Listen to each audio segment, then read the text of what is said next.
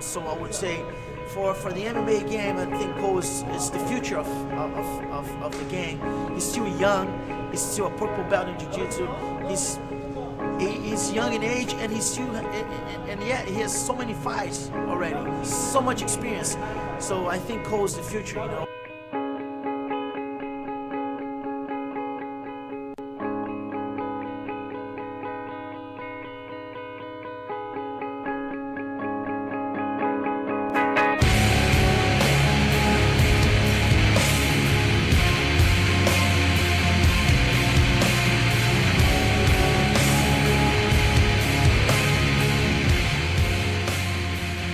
Cole Miller, 24 years old. I'm a professional mixed martial artist. A guy that I went to school with who graduated a couple years ahead of me came into my shop, and he had 2 black eyes, and I asked, what happened to you? And who kicked your ass? And he said, oh, I train mixed martial arts. I was like, there's somewhere to do that in Macon, Georgia. I came to the gym and got tapped out all over the place by everybody, and I was like, this is for me. This is what I want to do. I originally met Cole when I lived in Georgia. I was there for about 6 months training out there, and he had just started training when I met him. I think he was 17 at the time, and he wanted to do it. I knew when I met him that he wanted to do it, and I wasn't a believer. He was like 6'2" and 130 pounds, and it's like wasn't an intimidating looking guy, hair flying all over the place, and was the last guy you'd be worried about in a dark alley. And he trained hard, and he built his body up, and he got all the skills he needed, and right now he's on top of the world. Really, where I was at, I was kind of like the big fish in the small pond, and I really, I didn't like that. I wanted to be the best in the world one day, so I knew if I wanted to be the best, I had to train with the best. So, packed up and moved everything to South Florida, train with American Top Team. I cannot ask for a better student. He's always humble. He's always willing to learn. He's very good in learning new techniques. He picks up things really fast. He's, I would say that he was one of my most talented students right now. I'm a purple belt in Brazilian Jiu-Jitsu. I've been training Jiu-Jitsu for about 4.5, 5 years now.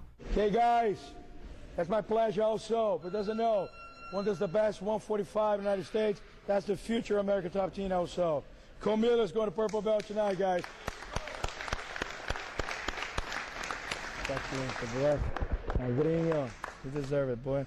Magrinho, it's Portuguese, and it means skinny.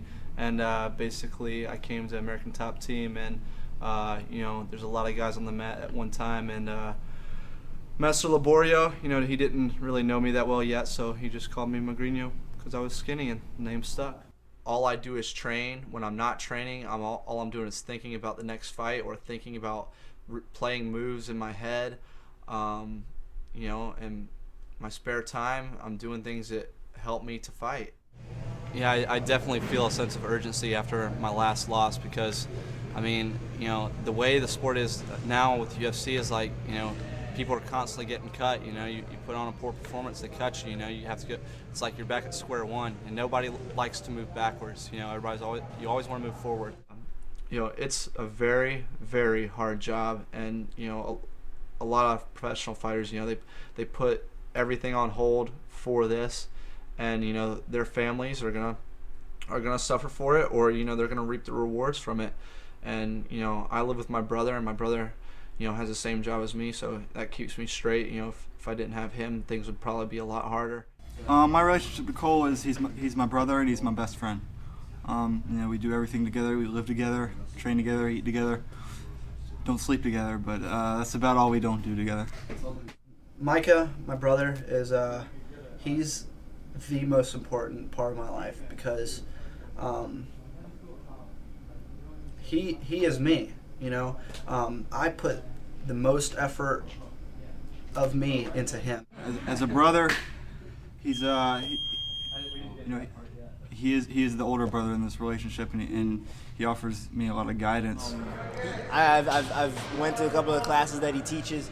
He wants his students to understand what he's doing. Wants them to wants them to learn the technique. It started out as just my friend asking, and then I thoroughly enjoy teaching now.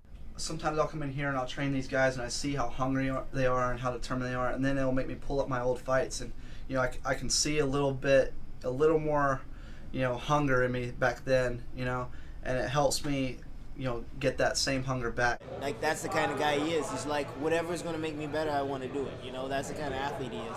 That's the kind of fighter he is. This is my income. So when I prepare for a fight, that's what's going to get me through another 6 months or 4 months or 8 months. So, I mean, winning is crucial. And I have to go into training thinking like that. So I'm going to leave it all on the mat or in the ring every single time I train, because if I don't, then, you know, I'm thinking my opponent's going to, and, you know, if I lose, that means I'm just going to have to struggle that much more. First time I felt like I belonged in the UFC was when I fought Andy Wang on June 23rd, 2007. You have a clear advantage if you got the fight to the ground. Oh, big kick, down goes Wang. And he's in big trouble. Miller trying to finish it. That kick landed square. And he's still in big trouble. And it is all over. Cole Miller defeats Andy Wang. Wow. What a huge kick. I would really like to start getting on main cards, or really get my fights being shown on TV, and then after that I'd like to be, you know, on the main cards, and then make a main event, and then, you know, hopefully win a title. So I got everything, you know, planned out from short term to long term from here on out. He's got the heart and the drive to be the best in the world, and I think that you know, he physically has the ability, so it's just a matter of time before he achieves his goals. Whether it's standing on the ground or in the clinch, I'm going to be constantly working. There's going to be no rest. It's going to be non-stop action, and I would like the rest of my career to be like that. You know, it's not stop and go. It's not, you know, time to think. I just want to go. So that way, when everyone else is starting to get tired, I'm just getting started. I think that, you know, fighting is me. It's not like most professional athletes where, you know, people try to say, or actors try to say, you know, this, you know, doesn't define who I am. I mean, fighting does define who I am. It's all I think about, and it's all I am.